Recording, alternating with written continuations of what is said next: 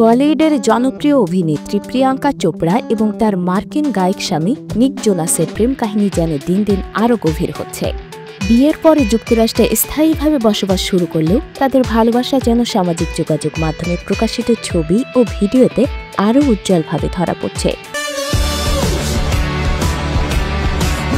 সম্প্রতি নিক তার ইনস্টাগ্রাম অ্যাকাউন্টে একটি ছুটির দিনের ভিডিও প্রকাশ করেছেন, যা মুহূর্তেই ভাইরাল হয়েছে। ভিডিওতে দেখা যায় সমুদ্র সৈকতে নিক একাকী দাঁড়িয়ে প্রিয়াঙ্কার অনুপস্থিতি নিয়ে দুঃখ প্রকাশ করছেন।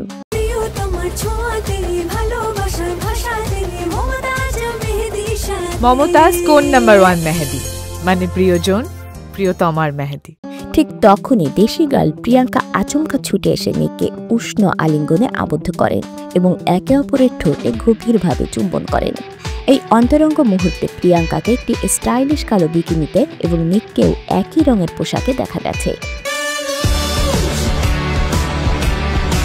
এই ভিডিওটি প্রকাশ পাওয়ার সাথে সাথেই নেট দুনিয়ায় ব্যাপক সাড়া ফেলে। অনুরাগীরা তাদের এই ভালোবাসাময় মুহূর্তের ভূয়সী প্রশংসা করেছেন এবং মন্তব্যের মাধ্যমে তাদের উচ্ছ্বাস প্রকাশ করেছেন।